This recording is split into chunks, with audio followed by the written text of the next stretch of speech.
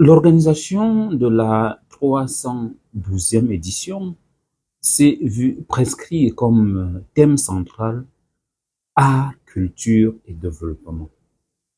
En français facile, on va dire que pour l'édition en cours du NACAN, il est question de montrer comment est-ce que l'art et la culture Bamougoum peut participer de manière significative à son développement. Pour ce faire, l'organisation que j'ai la charge de diriger s'est assigné une feuille de route. Et au rang de cette feuille de route, il y a un certain nombre de projets porteurs. Parmi ces projets porteurs, il y a d'abord le reboisement des rives de la rivière Mifi en Rafia. Pourquoi ce reboisement? L'organisation est partie du constat suivant lequel l'unité administrative qui fait office de chef de la région de l'Ouest Cameroun, qui est à proximité de Bamougoum, a été érigée en 1925. Donc, en 2025, ça fera exactement 100 ans que la zone urbaine existe à proximité de Bamougoum.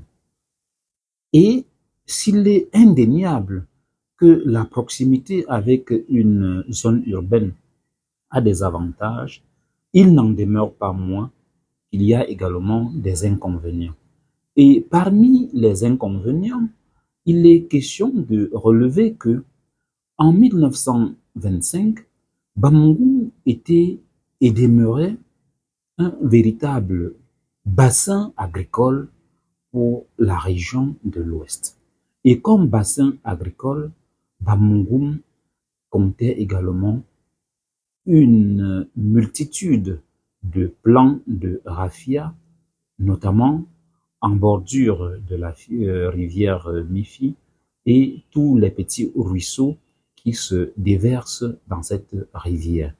Avec le fil du temps, ce raffia est devenu rare et si rien n'est fait, il est à craindre que dans les 20, 30, 50 années à venir, que l'on ne trouve pratiquement plus de bambou ou alors de raffia à Bamougoum. Et pourtant, le raffia est un élément fondamental dans l'administration ou dans l'exécution du rituel du Nekan. On ne peut pas procéder au rituel du Nekan sans faire usage au vin raffia. Le raffia a encore autre avantage, c'est de participer à maintenir une nappe phréatique, c'est de pouvoir filtrer l'eau et que la population puisse déguster une eau beaucoup plus saine. L'absence de raffia impacte négativement la vie ou le quotidien des populations parce que susceptible d'engendrer des maladies qui naissent de la consommation des eaux souillées que l'on est obligé de consommer. Le raffia également, qui donne naissance au bambou, est dans l'art bambou quelque chose de fondamental parce que le bambou permet d'habiller les cases traditionnelles, le bambou permet de faire des objets tels que les chaises, le lit, et bien entendu, on ne peut pas lamenter un être humain sans faire usage du bambou. Après donc, pour la mise en œuvre de ce reboisement, l'organisation a commencé par procéder à un recensement des vignerons et des propriétaires des vignes de raffia pour collecter auprès de ces vignerons et propriétaires de vignes quelques plants de raffia qui peuvent servir au reboisement. Et dans la mise en œuvre de ce procédé, l'organisation à ce jour envisage rassembler environ 5000 plants de raffia. Par la suite, l'organisation a sollicité l'accompagnement institutionnelle du ministère en charge des questions environnementales et une ONG déjà présente sur le terrain, en l'occurrence Rainforest Alliance, qui a déjà eu à poser par le passé d'autres actions en faveur de la préservation de l'environnement à Bambouk.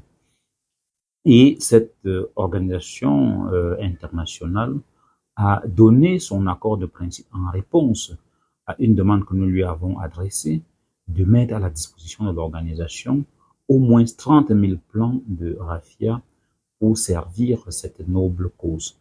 Après le projet de reboisement en raffia, il y a le projet de rénovation et de réhabilitation du monument du 19e roi de la dynastie, Sa Majesté François Kankenaoussi, qui a régné de 1957 à 1981 et qui avait disparu à la suite d'un accident de circulation sur l'axe allant de Bafoussam au palais royal de Bamgoum au niveau de Kena. Et c'est sur ce site justement qu'un musée,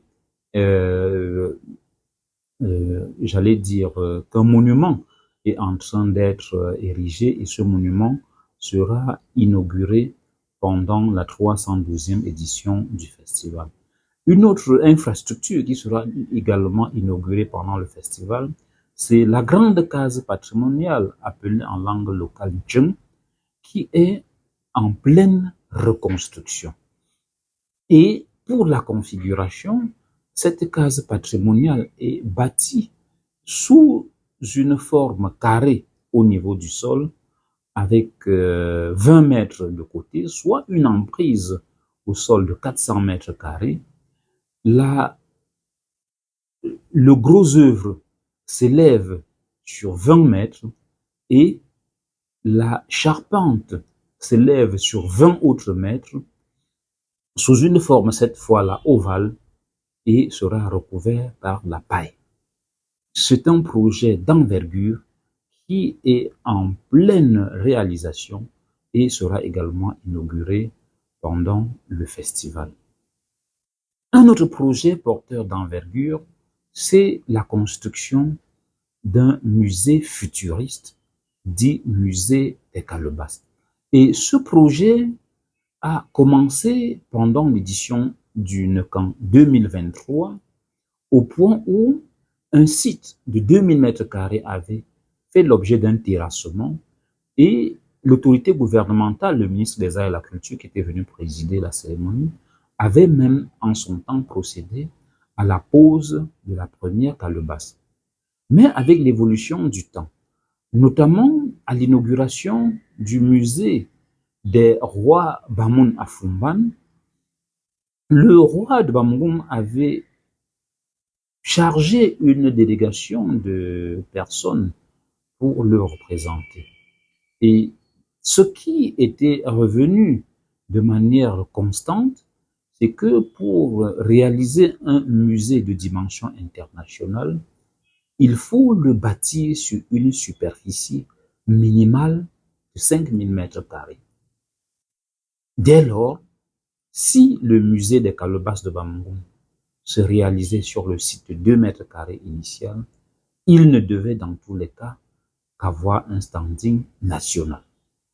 Et le roi a donc reconsidéré sa position initiale et a doté l'organisation d'une superficie de 13 000 mètres carrés pour réaliser un musée de standing international, mais qui engloberait également d'autres infrastructures à l'instar des salles de fête, des aires pour le sport, notamment le tennis, la piscine et autres. Et bien entendu, suffisamment d'espace pour assurer le parking des véhicules pour des cérémonies d'envergure qui peuvent s'exécuter sur la place du marché de Bambouk. Un autre projet porteur et non des moindres sont les chantiers qui sont en cours à Bambouk. Il y a l'extension des espaces de parking. Il y a un parking pour près de 300 véhicules qui est en cours d'aménagement Il y a également l'entrée principale du palais royal qui est en train de faire l'objet d'un habillage en pierre pour rendre la circulation beaucoup plus facile, que ce soit en saison de pluie ou en saison sèche. Voilà pour ce qui est des projets porteurs qui sont adossés au camp.